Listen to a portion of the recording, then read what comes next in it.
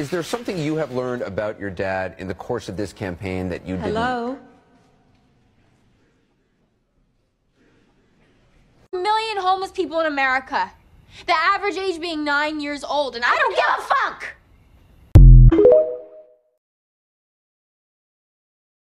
Gonna use the power of social media to start a new hashtag. Bring them back.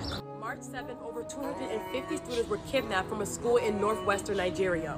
Now the number is close to 300. 100 of those students were under the age of 12 years old. Took these students who have dreams, aspirations, a future, took them from their classroom, took them to a forest, and now no one has no idea where they are. And in that same week, in a different area in Soko, Nigeria, 15 students were abducted in their school. And these people are doing this for money. They're doing it for money. They want over $600,000 to free these students. I know the situation sounds hopeless, but we cannot lose hope. We have to fight for them. We have to be the voices for them. As much as the situation seems like there is no hope left, I believe in God, and I believe there's a chance to bring them back. But we have to get active. This has to be everywhere so it can reach the right people. We need to make this global. We need to make this worldwide. This needs to be trending. This needs to be on the top of everywhere. Use this hashtag. Bring them back. Make videos. Pray for them. But the one thing we cannot do is sit down and not do anything. It doesn't matter how hopeless it seems. We have to do something. I just learned that it is now 100% of the population of Gaza is critically food insecure. It is the first time in history that an entire population is critically food insecure.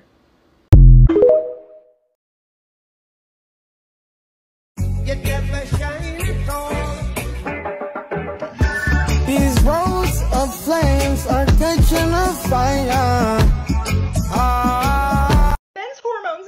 Aren't considered. Yes, they are!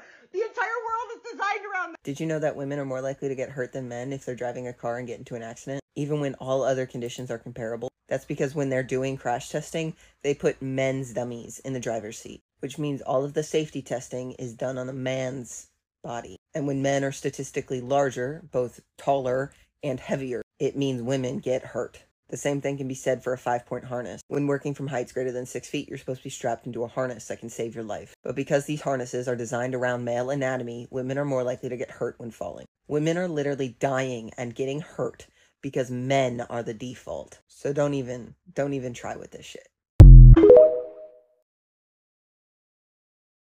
You do not have to accept her rejection. A long time ago there was another man whose travels along the lonely road would cause a cage of hands, and tantrums of a temper thrown would fill his voice of class, as ladies fair fell in despair and then reject his ass.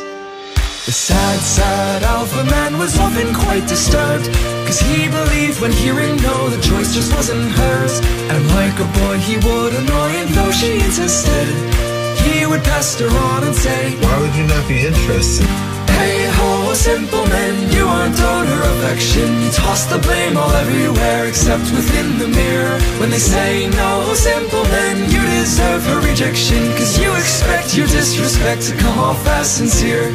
A long time ago there was another man claiming to have cracked the code to have a woman's hand. But little did he know that what he thinks is fucking weird. So listen up and learn respect and maybe shave the beard.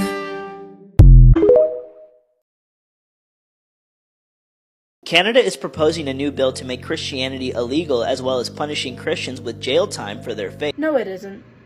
The bill, C-367, is just proposing to remove religious exemptions from charges of hate speech, basically meaning that you can't use religion as a way to get out of being charged with inciting hate speech against a minority group.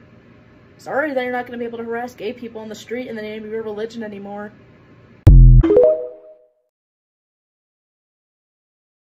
Doing it's not style.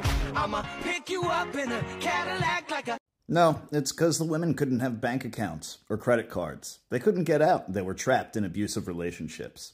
Let me ask you, what's your definition of fix what is broken?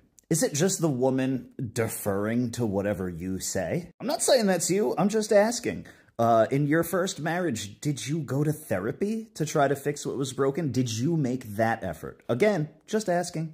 In my experience, women do try to fix what's broken. They read self-help books, they talk to people, they ask for advice. Did you do any of that? In the video right after this one, you say, if I ever get married again, there's not going to be any such thing as divorce. If you're sick of me, just try again tomorrow. Dude, so don't get married again, because that's the wrong way to go about it. You are advocating trapping people in marriages. Oh, and hey, you're a cop, so let me ask you, like in the 40s and 50s, all those men who went to the store for cigarettes and never came back, how many of them do you actually think abandoned their families as opposed to were just murdered by their wives as the only option?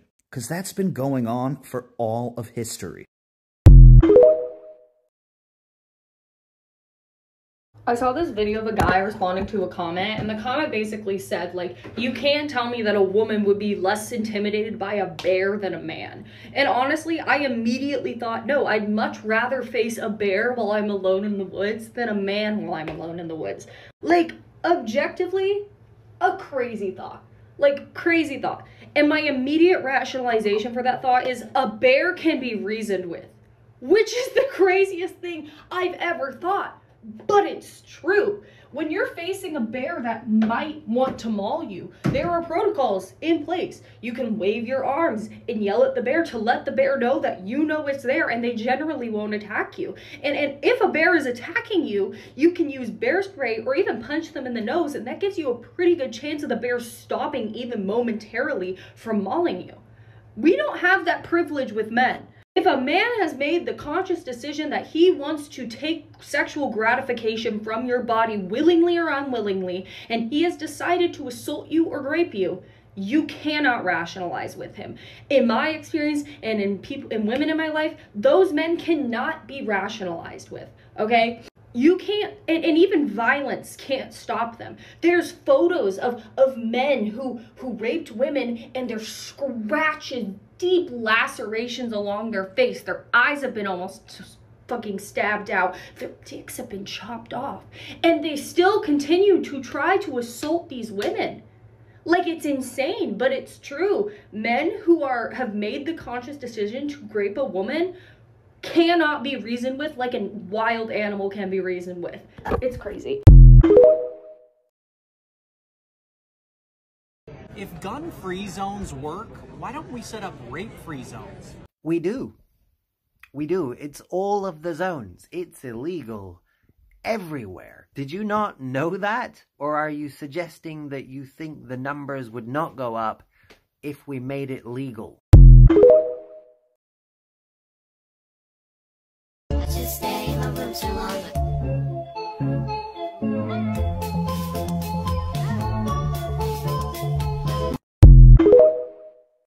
It's your duty, it's your responsibility as an influencer with a large platform, a huge following, to talk about these very serious world issues. No, it's not. And I won't. I'm not qualified, certified, or educated enough that I'm not just going to become an expert on it or just be your puppet and speak on it just to prove I'm a good person. People flooding the comment sections of these blue check marks, bullying, harassing, forcing them to regurgitate what everyone else has said just because they have millions of followers. It's weird. You need me to validate your opinions? I know nothing. I got millions of followers from telling jokes, not being an expert on world issues, and you shouldn't be coming to me to formulate your opinion. For some reason, I had a feeling that this guy would delete his video, that's why I downloaded it. So, and I have a few things just to say. First off, if TikTok happened to get banned in the future, the only thing that make me feel happy that people like him will have to go out and find a real job. At this point, I think everyone should know that influencers will never talk about things that will not add to their positive image. That's why they ran to co-opt and talk about and be part of like the Black Lives Matter movement 2 years ago, and you will find them speaking against homophobia, transphobia, against racism, and maybe Islamophobia, because it adds to their positive image to the public. But when it comes to something that may risk their image or may like affect their income or like anything that they do not believe in morally, they will act the same way that you saw right now. And that's why Israel wants you to feel that this thing is complicated and you cannot talk about it, even if you're a clown or you're a joker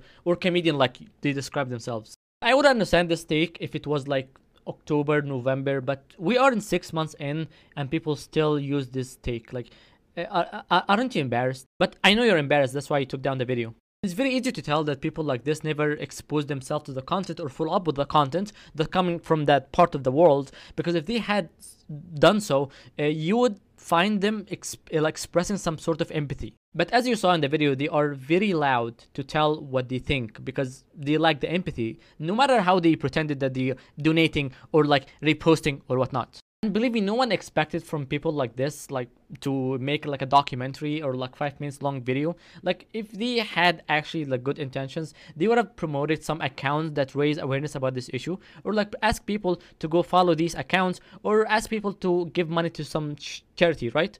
But they didn't. And this is how you can tell that people like this are living in a bubble, and because they think that when they post stuff like this, people around them will applaud them, but they're so detached from reality. And again, it's not like I'm expecting people to speak about something that matters. At least I would expect someone like this to understand that their tax money is funding what's happening like on the other side of the world and preventing them from getting like free healthcare, free education, free college, affecting their like their transportation and system and like everything in their lives, and their politicians being lobbied. But hey, what matters is I'm not gonna be your puppet.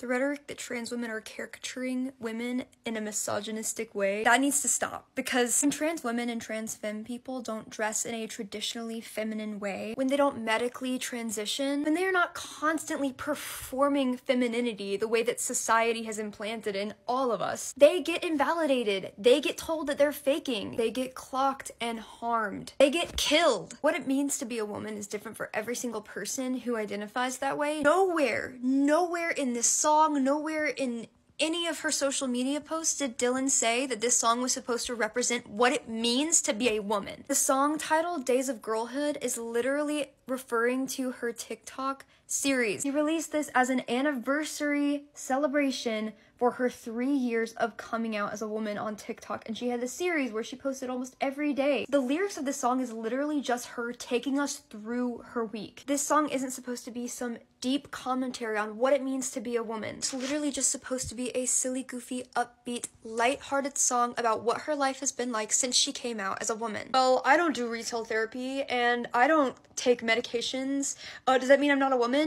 She's not saying that's what makes her a woman. Her whole series, Days of Girlhood, was literally just her living her life, keeping us updated, letting us know what was going on. This song is literally just a replication of that. It's not supposed to be a checkbox for what it means to be a woman. She never intended for it to be that. You don't have to like the song. It might not be your genre. That's completely fine. There's nothing wrong with disliking the song. Everyone has a different music taste. But please, for the love of God, please just decide what you want from trans women. Do you need them to be hyper femme, constantly performing femininity, or they're not good enough for you? Or is when they do that misogynistic and putting out stereotypes? Remember that whole movement with feminism when we were talking about giving girls the choice to decide on what they want, wear what they want, like what they like? I didn't realize that picking up your prescription medication from a pharmacy was a stereotype of being a woman. Yes, shopping is a stereotype for women, but everyone does that. Everyone shops. Everyone is constantly hyper-analyzing and reading into everything this poor girl does. It's like people subconsciously believe that she has to pay a price. She has to be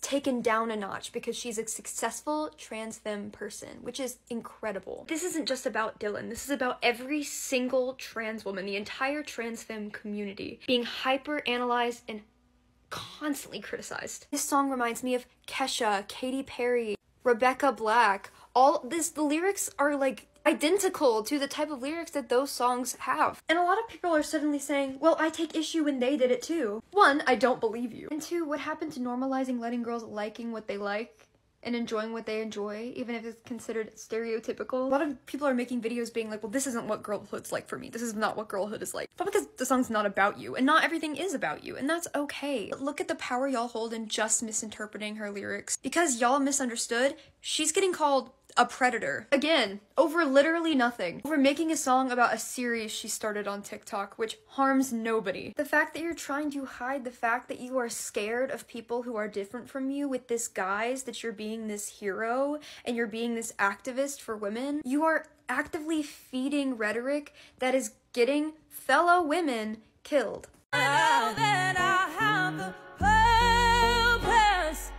I know damn well I deserve